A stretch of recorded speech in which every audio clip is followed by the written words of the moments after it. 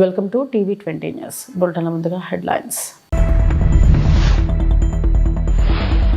తిరుమలలో సూర్యప్రభ వాహనంతో మొదలైన రథసప్తమి వేడుకలు.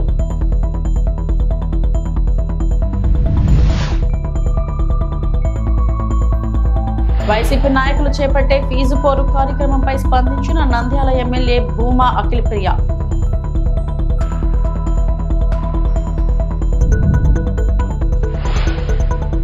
శంషాబాద్ ఎయిర్పోర్ట్ లో గొంగడి కిషకు ఘన స్వాగతం.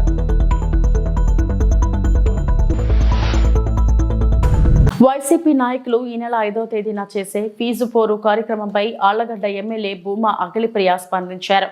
వైసీపీ నాయకులు ఫీజు పోరు అనే కార్యక్రమాన్ని కాలక్షేపం కోసం చేస్తున్నారని, జగన్మోహన్ రెడ్డి ఏ ప్రోగ్రాం చేయకపోతే నాయకులందరూ పార్టీ నుంచి జారుకుంటారని ఏదో ఒక కార్యక్రమాన్ని చేస్తున్నారన్నారు. విద్యార్థుల గురించి, రైతుల గురించి వైసీపీ నాయకులు మాట్లాడాలంటే అసెంబ్లీకి వచ్చి మాట్లాడాలన్నారు. కూటమి ప్రభుత్వం వచ్చి సంవత్సరం కాకముందే వైసీపీ నాయకులు దీక్షలు, ధర్నాలు చేస్తున్నారన్నారు. నారా లోకేష్ విద్యార్థుల ఫీజుల కోసం ఒక జీవో తెచ్చారన్నారు. బడ్జెట్ లో ప్రవేశపెట్టి విద్యార్థుల భవిష్యత్తుకు తోడ్పడుతున్నామన్నారు. విద్యార్థుల తల్లిదండ్రులు వైసీపీ నాయకులు చేసే ధర్నాల వల్ల తిట్టుకుంటున్నారన్నారు. వైసీపీ నాయకులకు ప్రతిపక్ష హోదా ప్రజలు ఇవ్వలేదు కాబట్టి ఏదో కాలక్షేపానికి ధర్నాలు, దీక్షలంటూ చేస్తున్నారంటూ ఆగ్రహం వ్యక్తం చేశారు. అది విద్యార్థుల కోసం చేసేది కాదు, వాళ్ళకి టైం పాస్ కావట్లేదు. జగన్మోహన్ రెడ్డి గారు ఏం ప్రోగ్రాం పెట్టకపోతే అందరూ మెల్లిమెల్లిగా జారుకుంటున్నారు. వీళ్ళందరినీ కూడా జారుకోకుండా ఏం చేయాలంటే ఏదో కార్యక్రమాలు పెట్టి చేస్తున్నారే తప్ప నిజంగాంటే విద్యార్థుల కోసము వీళ్ళు గొంతెత్తి మాట్లాడాలంటే, రైతుల కోసం ఏదైనా గొంతెత్తి మాట్లాడాలంటే, అధికారం పార్టీ వాళ్ళు ఏదో చాలా దారుణాలు చేస్తున్నారని చెప్పి వీళ్ళు నిరూపించాలనుకుంటే ప్రజావేదిక అదేంటి అసెంబ్లీలో మాట్లాడిన వాళ్ళు ఈరోజు బయటకు వచ్చి ధర్నాలు ఎందుకు చేస్తున్నారండి? మీకు అసెంబ్లీలో మాట్లాడే అవకాశం ఇవ్వకపోతే కదా మీరు ధర్నాలకు దిగాల. మీరు చర్చించరు, బయటకు వచ్చి మాట్లాడరు. ప్రభుత్వం వచ్చి ఎన్ని రోజులు అవుతుంది? సంవత్సరం కూడా కాల ప్రభుత్వం వచ్చి అప్పుడే ధర్నాలు, దీక్షలు. మేము ఒక పక్కన పనులు చేస్తున్నాం ఆయన చూస్తున్నారు. ఉచిత గ్యాస్ సిలిండర్లు ఇస్తున్నారు, పెన్షన్లు పెంచినారు, పంచుతున్నారు, టైంకి జీతాలు పడుతున్నాయి. లేదు మేము సూపర్ 6 కాలేదని చెప్తారు. ఇంకా పిచ్చోళ్ళకి ఏం చెప్తాం చెప్పండి. రెండోది, లోకేష్ అన్న గారు ఫీజు రియంబర్స్మెంట్ గురించి ఒక నిర్ణయం తీసుకొని జీవో ఇచ్చినారు. ఒక పక్కన నేను జీవో చూపించి మార్చి అయిపోయిన తర్వాత ప్రభుత్వం ఒక నిర్ణయం తీసుకుంటుంది, బడ్జెట్ సమావేశాలు జరుగుతాయి, దాని తర్వాత నిర్ణయం తీసుకొని ఒక డేట్ అనౌన్స్ చేయడం, దాని తర్వాత స్టార్ట్ అవుతుందని ఒక పక్కన మేము చెప్తుంటే లేదు మేము ధర్నాకు దిగుతాం. దేనికోసం ధర్నాకు దిగుతున్నారు? ఎవరి కోసం చేస్తున్నారు? విద్యార్థులు, తల్లిదండ్రులు కూడా తలగొట్టుకుంటున్నారు. వీళ్ళు మొత్తానికే మా కొప్ప మీద పడి చేసుకున్నారు, మమ్మల్ని ఇబ్బంది పెడుతున్నారు. మాకు ప్రభుత్వం వచ్చిన తర్వాత ఇంకా బాగుంటుందని మేము అనుకుంటుంటే వీళ్ళు వచ్చి మన కోసం ధర్నా చేస్తామని చెప్పి ఈరోజు వాళ్ళు తిట్టుకుంటున్నారు. మేము కాదు, విద్యార్థులు తిట్టుకుంటున్నారు.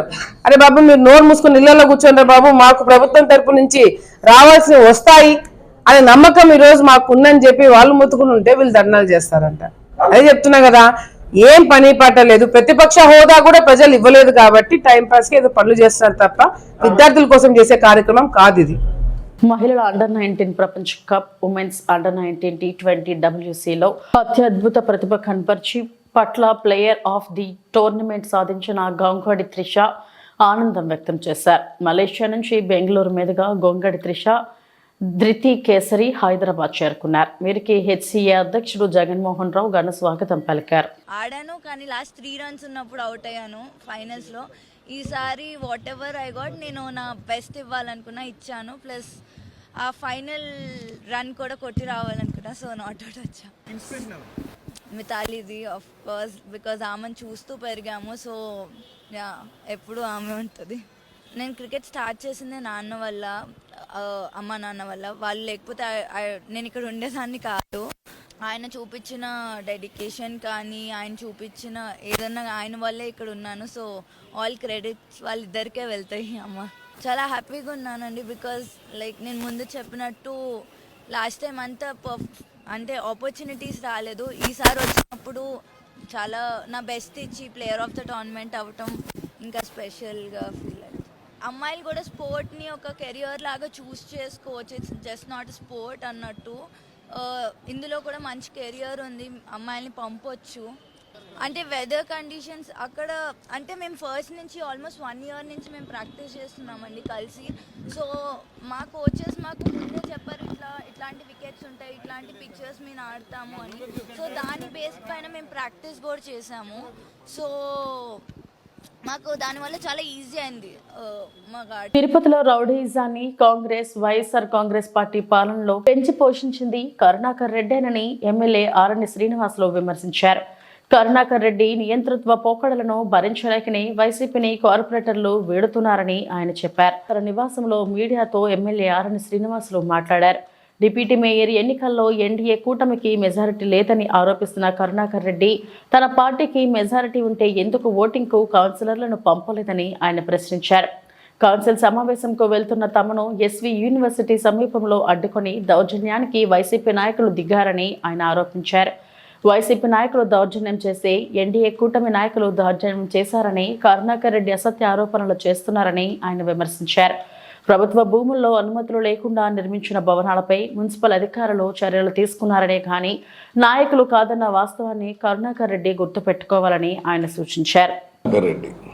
నేను ఒకటే కరుణాకర్ రెడ్డిని అడుగుతున్నా. గత 20 ఏళ్ళుగా 25 సంవత్సరాలుగా వైఎస్ఆర్ పాలనలో కానీ జగన్మోహన్ రెడ్డి పాలనలో కానీ తిరుపతిలో జరిగిన ఎన్నికలు నిష్పక్షపాతంగా జరిగాయా? ఎంతమంది కలెక్టర్లు, పోలీస్ అధికారులు, డిఎస్పీలు, సిఐలు మీ వల్ల బలి అయ్యారు? బై ఎలక్షన్లో కానీ, జనరల్ ఎలక్షన్లో కానీ, ఎంపీ ఎలక్షన్లో కానీ, మున్సిపల్ ఎన్నికల్లో కానీ. గత 30-40 సంవత్సరాలుగా తెలుగుదేశం పార్టీ ఎలక్షన్లు జరుగుతూ ఉంది. చిత్తూరు, ఉమ్మడి జిల్లాలో ఏ ఒక్క ఎలక్షన్లోనైనా ఏ ఒక్క దబాయింపులు, బెదిరింపులు, చట్టాలకి వ్యతిరేకంగా పోయి అధికారులు అడ్డంగా పెట్టుకొని బలి తీసుకున్నారా? ఒక్క అధికారిని చెప్పండి.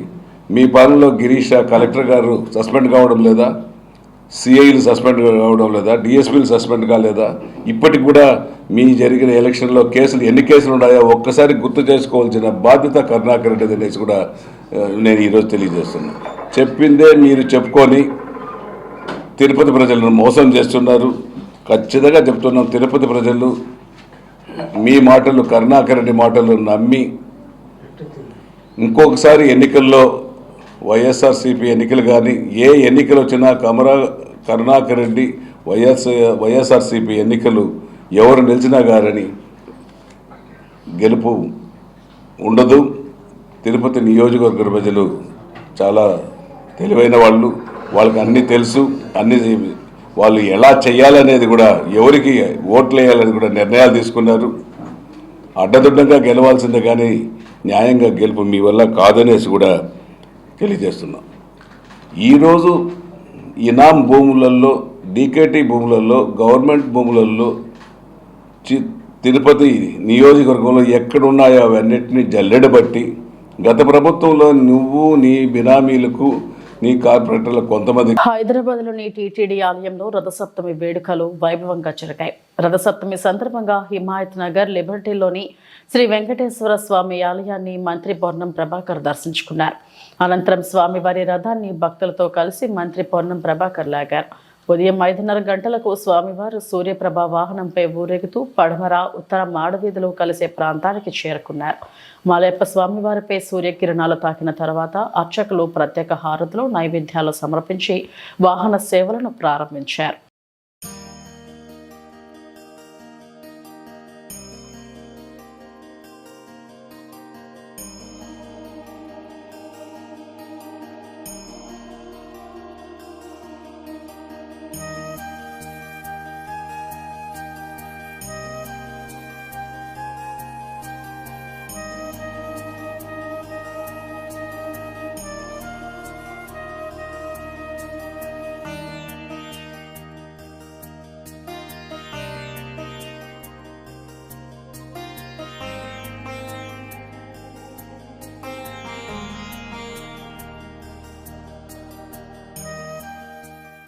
రథసప్తమి సందర్భంగా తిరుమలలో ఘనంగా ఏర్పాట్లు. సర్వాంగ సుందరంగా ముస్తాబైన తిరుమల. భక్తులకు ఇబ్బంది లేకుండా అన్ని ఏర్పాట్లు చేసిన టీటీడీ. తిరుమలలో ఏర్పాట్లపై సంతోషం వ్యక్తం చేస్తున్న భక్తులు. ఈ రోజు సూర్యప్రభ వాహనంపై తిరుమాడ వీధుల్లో మలయప్ప స్వామి ఊరేగింపు.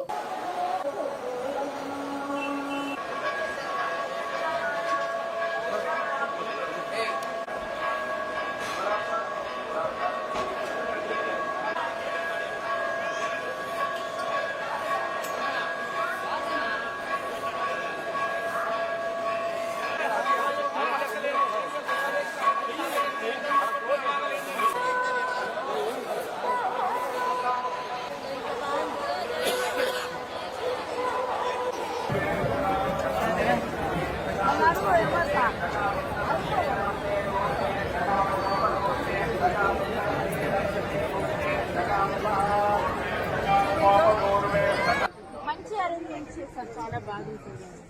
చాలా బాగుందండి అసలు ఎంత బాగుంది చాలా మంచిగా దర్శనం అయిందండి. చాలా బాగుంది. ఒకప్పటికంటే ఇప్పటికి చాలా బాగుందండి. హైదరాబాద్ ఎక్కడ లేవు ఫెసిలిటీస్ అయితే గతంలో చూసాం కదా, అన్ని రోజు ఇంకా ఎక్కువ ఉంది.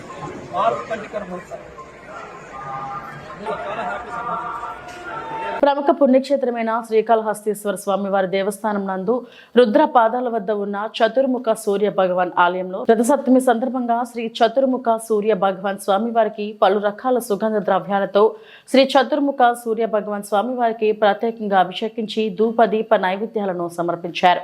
ఈ కార్యక్రమంలో దేవస్థానం ప్రధాన అర్చకులు కరుణాకరణ్ గురుకుల్, దేవస్థానం పౌరోహితుడు Ardhagiri, temple superintendent and CSO Nagabhushanam Yadav, inspector Hari Yadav మరియు ఆలయ అధికారులు, సిబ్బంది పాల్గొన్నారు.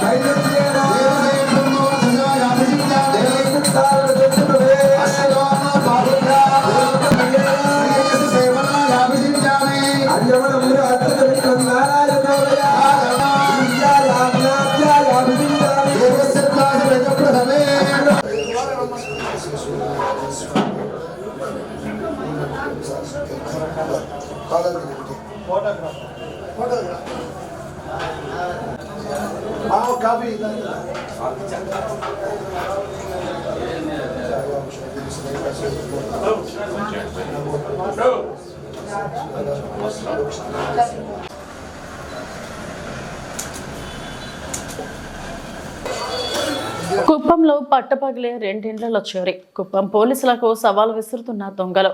భయభ్రాంతులకు గురవుతున్న కుప్పం పట్టణ వాసులు. కుప్పం పట్టణంలో పట్టపగలే 2 చోట్ల దొంగతనాలు జరిగాయని సామాజిక మాధ్యమాల్లో విస్తృత ప్రచారం జరుగుతుంది. ఇందులో పట్టణ పరిధిలోని సిటీ కల్చర్ కార్యాలయ సమీపంలో గల ప్రభుత్వ ఉపాధ్యాయుల ఇంటిలో దొంగతనం జరిగిందని బాధితులు తెలిపారు. గణపతి ఆముద దంపతుల వృత్తిరీత్యా ఉపాధ్యాయులుగా పనిచేస్తున్నామని, ఉదయం ఉద్యోగానికి వెళితే సాయంకాలానికి ఇంటికి తిరిగి వస్తామన్నారు.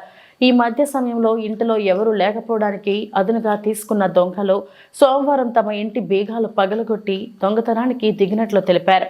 ప్రతిరోజులాగే ఉద్యోగానికి వెళ్లి సాయంకాలానికి ఇంటికి వచ్చి చూస్తే ఇంటిలో దొంగతనం జరిగినట్లు గుర్తించామన్నారు. ఈ దొంగతనంలో 2 లక్షల రూపాయల నగదు, 2 కేజీల వెండి, 250 గ్రాముల బంగారు దొంగతనానికి గురైనట్టు తెలిపారు.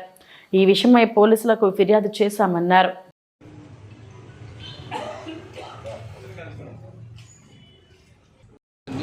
ఎస్జిటిగా ఎంపీపీఎస్ కంగుంది ప్రైమరీ స్కూల్లో పనిచేస్తున్నాను.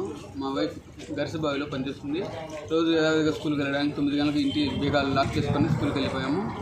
4:30కి పిల్లలు తీసుకుని ఇంటికి రావడంతో తలుపు అంతా డోర్ అంతా లాక్ ఓపెన్ చేసింది. లోపల వెళ్ళి చూడగానే బీరువాలోని నగలు, వెండి అమౌంట్ ఒక 2 లక్షలు, గోల్డ్ 250 గ్రామ్స్ అబౌవ్ ఉంది, వెండి 2 కేజీస్ అబౌవ్ ఉంది. మొత్తం స్టఫ్ జరిగినది. దయచేసి పోలీసు దీని మీద చర్యలు తీసుకోవాలని కోరుచున్నాము. స్కూల్కి వెళ్ళేసి వస్తాము. 9 గంటలకు అంతా స్కూల్కి వెళ్ళిపోతాము. ఈవినింగ్ 4:30కి దా వస్తాము. స్కూల్ నుంచి పాప వాళ్ళు తీసుకొని ఇంటికి వచ్చి చూడగానే ఇల్లు అంతా లాక్ అంతా ఓపెన్ చేస్తుంది, బీరు అంతా ఓపెన్ 4:20, 4:30 అబౌవ్.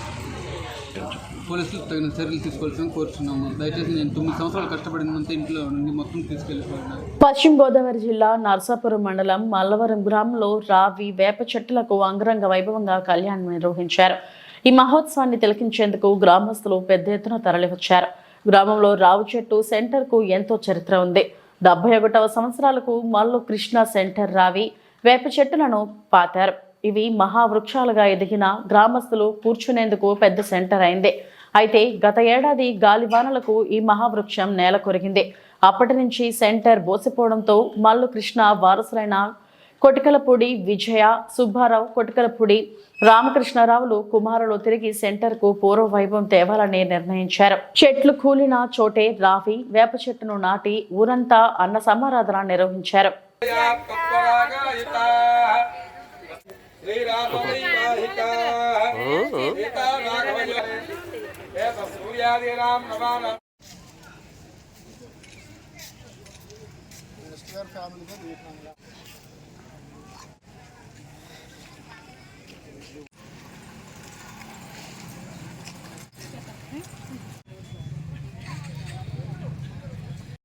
సేకరణ తీసుకున్న తోటికి చాలా టైం పడుతుంది.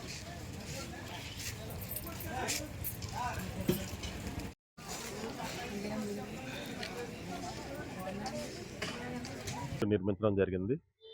ఇది చాలా చరిత్ర కలిగినటువంటి రావి చెట్టు. ఇది ఈ చుట్టుపక్కల ప్రాంతంలోనే ఇంత మహావృక్షం ఎక్కడా లేదు. ఈ రావి చెట్టు వల్లే ఈ సెంటర్కి రావి చెట్టు సెంటర్ అనే పేరు వచ్చింది. ఆ తర్వాత మల్లు కృష్ణమ్మ గారి మనవలైనటువంటి మల్లు కొటికలపూడి విజయ సుబ్బారావు, వారి కుమారులు, వారి మనవలు, మరలా కొటికలపూడి రామకృష్ణ గారి వారి అబ్బాయి పిల్లలు, వారి మనవలు సహకారంతో మరలా ఇది పునర్నిర్మాణం చేయడం జరిగింది. గత సంవత్సరం గాలివానకే ఈ చెట్టు, ఈ మహావృక్షం కూలిపోవడంతో పునర్నిర్మితం చేయాలనే ఉద్దేశంతో వీరికి కలిగినటువంటి ఈ శుభ సంకల్పమైనటువంటి కోరిక, వీరు మా గ్రామం నుండి భీమవరం వెళ్ళినప్పటికీ కూడా కన్న తల్లిని, జన్మభూమిని ఏకత్వంతో చూస్తూ ఈ పురిటిగడ్డపై వారికి ఉన్నటువంటి అభిమానంతో మరలా మా గ్రామంలో ఈ పునర్నిర్మాణం చేసి మా గ్రామస్తులందరికీ కూడా మంచి ఈ కార్యక్రమాన్ని అన్నదానం చేసి వీరిద్దరి అన్నదమ్ములిద్దరూ కూడా ఎంతో ఈ గ్రామానికి సేవ చేయడం జరిగింది. వీరి సేవలను గుర్తిస్తూ మల్లవరం గ్రామ ప్రజలు అందరూ కూడా వీరికి హృదయపూర్వకమైనటువంటి కృతజ్ఞతాభివందనం తెలియజేస్తున్నారు.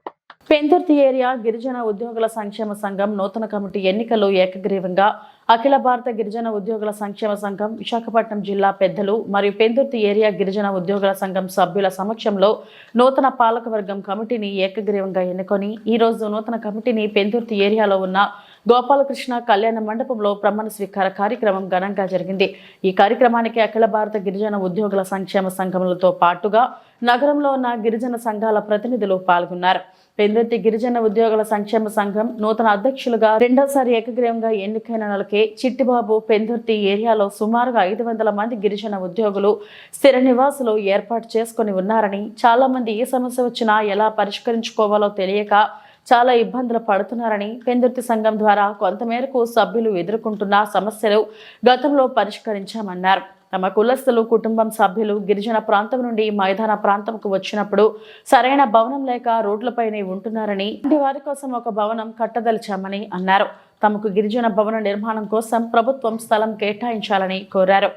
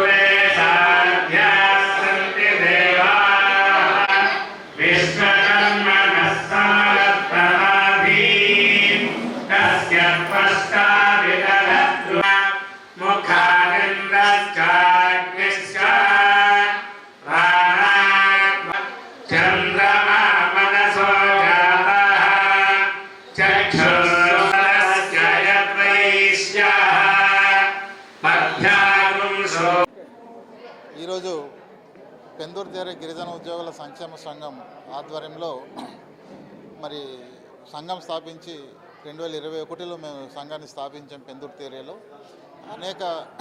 ఈ సంఘం స్థాపించినప్పటి నుంచి మరి పెందుర్తి పరిసర ప్రాంతాల్లో సుమారుగా 500 పైచిలుకు కుటుంబాలు ఇక్కడ స్థిర నివాసాలు ఏర్పాటు చేసుకొని ఉన్నారు. అలాగే మరి వివిధ ప్రైవేట్ సెక్టర్లలో కానీ వివిధ సంస్థలలో కానీ పనిచేస్తున్న వాళ్ళు కూడా సుమారుగా ఒక 500-600 కుటుంబాలు కూడా ఉన్నారు. ఓవరాల్గా ఒక 1000 కుటుంబాలు పెందుర్తి పరిసర ప్రాంతాల్లో గిరిజన కుటుంబాలు ఉంది. ఈ కుటుంబాలన్నీ ఏ సమస్య వచ్చినా సరే ఎక్కడికి వెళ్ళాలో తెలియని పరిస్థితిలో ఉంది. ఈ సంఘం ద్వారా సభ్యులకు ఏ సమస్య వచ్చినా సరే మేమందరూ కోఆర్డినేట్ అయ్యి ఆ సమస్య పరిష్కారం కోసం కృషి చేస్తున్నాము. గతంలో కూడా ఈ సమస్యలు ఎన్నో సమస్యలు వచ్చాయి. పోలీస్ స్టేషన్ గొడవలు కానీ, ఎంఆర్ఓ ఆఫీసుల గొడవలు కానీ, కేజీహెచ్లో అదే ఆరోగ్యాలు బాగలేకపోతే కూడా అక్కడికి వెళ్ళే పరిస్థితులు, హాస్పిటల్స్లో కానీ ఇలాంటి సమస్యలు వచ్చినప్పుడు కూడా మేము పరిష్కరించిన సందర్భాలు చాలా ఉన్నాయి. అలాగే గతంలో కూడా ఒక ఏఎస్ఐకి యాక్సిడెంట్ అయితే కూడా మా సంఘం వెళ్ళి సిపి గారితో కలిసి ఆ సమస్య పరిష్కారం చేయడం జరిగింది. పోలీస్ శాఖ వారు కూడా ఆయన కోసం కాస్త పట్టించుకోకపోతే మేమే వెళ్ళి సిపి గారికి చెప్పి చేసాము. అలాంటి సమస్యలు ఏ వచ్చినా సరే మేము ముందుండి మా సభ్యుల కోసం మేము పరిష్కారం కోసం కృషి చేస్తున్నాము. అలాగే పెందుర్తి పరిసరాల ప్రాంతాల్లో ఇంతమంది ఉన్నా సరే మరి ఎక్కడ కూర్చోవడానికి కూడా ఒక షెల్టర్ లేని పరిస్థితి ఉంది. కాబట్టి ప్రభుత్వం గుర్తించి ఇన్ని కుటుంబాలు ఉన్న ప్రాంతంలో కంపల్సరీ మాకు ఒక కమ్యూనిటీ హాల్ కానీ గిరిజన భవనంకి సంబంధించిన సైటు కానీ ఇవ్వాల్సిన అవసరం అయితే ఉంది. మేము మొన్ననే కలెక్టర్ గారు కూడా రిక్వెస్ట్ చేశాము. తర్వాత లోకల్గా ఉన్న ఎమ్మెల్యే గారు కూడా రిక్వెస్ట్ చేశాము.